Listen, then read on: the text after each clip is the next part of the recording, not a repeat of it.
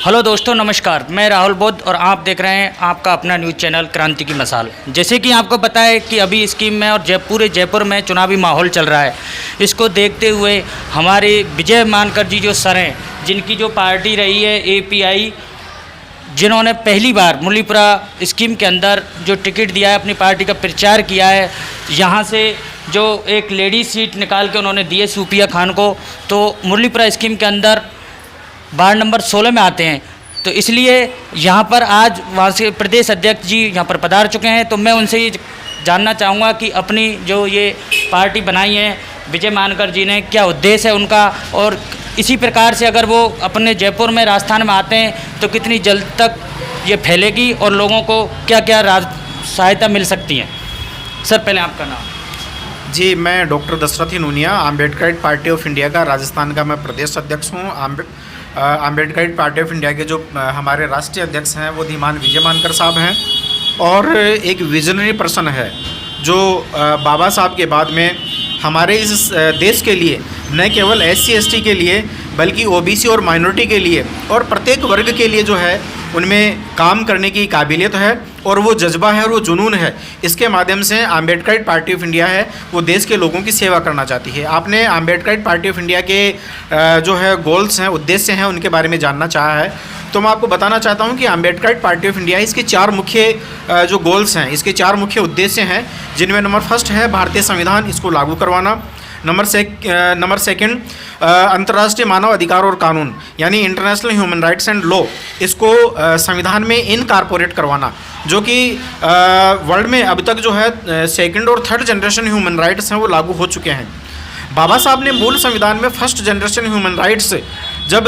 UN ने जब 1948 में ये लागू किया था, उससे पहले भारतीय संविधान में और यहाँ के नागरिकों के लिए और विशेष रूप से यहाँ के जो दलित आदिवासी हैं उनके लिए उन्होंने उनको लागू करवा दिया था। लेकिन गवर्नमेंट ऑफ इंडिया ने जो UNO कन्वेंशंस है जो सेकंड और थर्ड जनरेशन ह्यूमन राइट्स से रिलेटेड हैं, उनके ऊपर साइन करने के बावजूद भी अब तक संविधान में इनकॉर्पोरेट नहीं किया गया। इसलिए हमारा मकसद यह है कि ये जो है अंतर्राष्ट्रीय मानव अधिकार और कानून है ये संविधान में इनकॉर्पोरेट होने चाहिए। नंबर थर्ड, तीसरा हमारा पार्टी का जो मुख्य उद्देश्य ध्येय है वो है अम्बेडकरिज्म, यानी स्वतंत्रता, समानता, बंधुता और न्याय के आधार पर एक ऐसे आदर्श समाज की स्थापना करना जिसमें स्त्री पुरुष जो है समानता स्थापित हो, और विभिन्न जो वर्ग और ये जो संप्रदाय बने हुए हैं इनके बीच में विभिन्न प्रकार की ये जो दीवारें, भेदभाव की जो दीवारें इनके द्वारा घोषित कर दी गई है, इन दीवारों को मिटाना और इनको ख़त्म करना, ये हमारा उद्देश्य है। और चौथा हमारा जो है गोल है वो है अनेक अंगोमग्गो या कोस्मो ह्यूमनिज्म या मैनीफोल्ड पाथ, यानी इस कोस्मो ह्यूमनिज्म या मैनीफोल्ड पाथ के द्वारा आज देश और दुनिया में जो विभिन्न प्रकार की जो समस्याएं आ रही है, इन समस्याओं का जो समाधान है वो सत्य, विज्ञान और मानवता के आधार पर करना, इसी नीति को जो है वो अनेक अंगोमग्गो या कोस्मो ह्यूमनिज्म या मैनीफोल्ड पाथ के नाम से जाना जाता है। जैसे कि सर अभी आपने मुरलीपुरा स्कीम के अंदर सूफिया बहन जी को जैसी टिकट दिया है, अभी आने वाले वक्तों में गांव में जो चुनाव चलेंगे डायरेक्टर के, क्या आपकी पार्टी गांव में भी कितनी जल्दी फैलेगी, जो अपने लोग, जो बहुजन समाज के जो लोग हैं वो समझ पाएंगे? मैं आपके चैनल के माध्यम से और आपके माध्यम से मैं राजस्थान प्रदेश की समस्त जनता से और विशेष रूप से जो लोग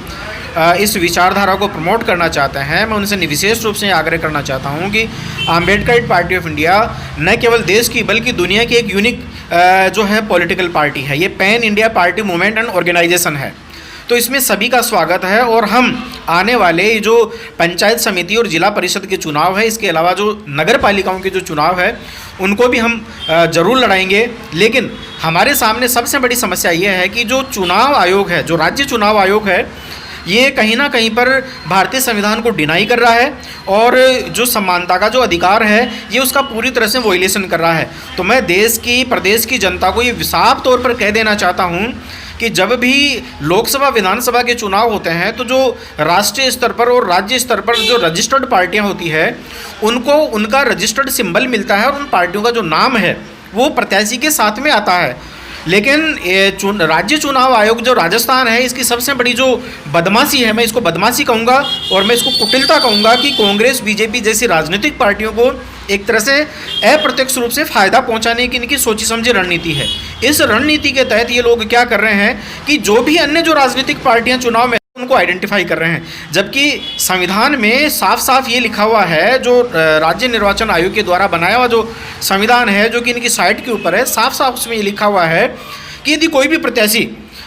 यदि निर्दलीय दूसरी जो रजिस्टर्ड पार्टी से चुनाव लड़ता है तो उस पार्टी को वो फ्री सिंबल्स में से उसको चुनाव चिन्ह मिलेगा,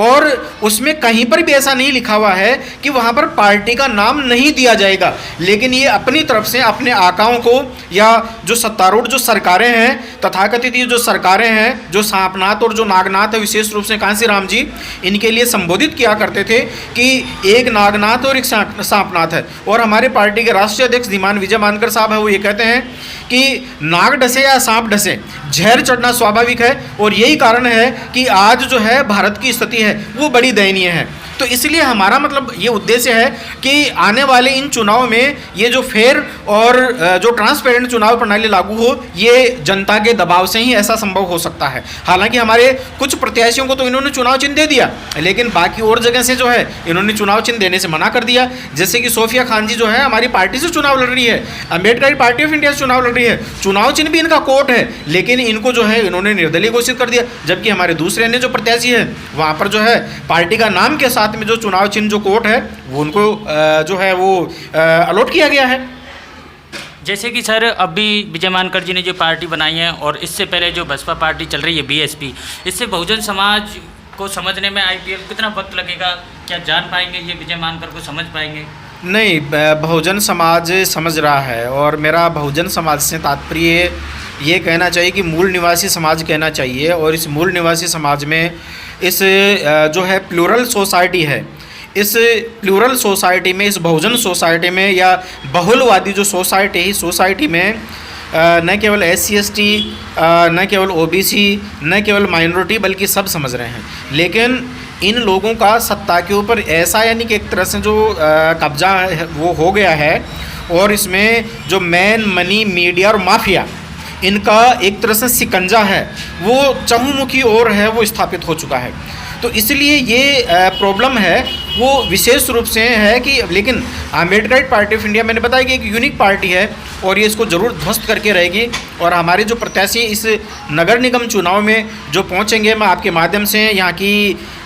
मुरलीपुरा वार्ड नंबर 16 की जो जनता है, मैं उनसे ये निवेदन करना चाहता हूँ कि आप सोफिया खान जी को नगर निगम में पहुँचाइए। मैं आपसे वायदा करता हूँ कि चाहे यहाँ पर बोर्ड या जो निगम है, चाहे कांग्रेस का बने, चाहे बीजेपी का बने या कोई और अदर का बने, इन पार्टियों को और इन जो मेयर हैं इनको नाकों चने नहीं चबा दिया तो हमारा जो नाम है वो बदल देना। और मैं इन सब को, मैं मोदी जी को भी जो है मैं चैलेंज कर रहा हूँ, और यहाँ से जो है हमारे मुख्यमंत्री जी इनको भी चैलेंज कर रहा हूँ कि आप में जितना दम हो उतना जोर लगा लीजिएगा। अम्बेडकर पार्टी ऑफ इंडिया के प्रत्याशी हैं वो जीतेंगे, क्योंकि ये जनता की पार्टी है और जनता की पॉलिसी और प्लान को ये लेकर चलने वाली पार्टी है। ये खरीद फरोख्त में विश्वास नहीं करती और ना ही जो है किसी प्रकार के भ्रष्टाचार में विश्वास करती है, लेकिन आपके भ्रष्टाचार को ख़त्म करेगी और आपको जो है वहाँ पर डिस्को डांस है वो करवाएगी। बहुत बहुत धन्यवाद। डॉक्टर दशरथ राय धनौनिया जी हैं, इन्होंने बताया है कि जिस प्रकार से बहुजन समाज बटी हुई है और आज बहुजन समाज को जागरूक होने की ज़रूरत है। जब बहुजन समाज और हमारी मुस्लिम समाज एक होगी तभी हम सत्ता में हो पाएंगे। और जो विजय मानकर जी सर की जो पार्टी है ये बहुत अच्छी पार्टी है और इसको बहुजन समाज को चुनना चाहिए। अगर मेरी वीडियो आपको पसंद आए तो लाइक शेयर ज़रूर करना और कमेंट में ज़रूर लिखना। धन्यवाद।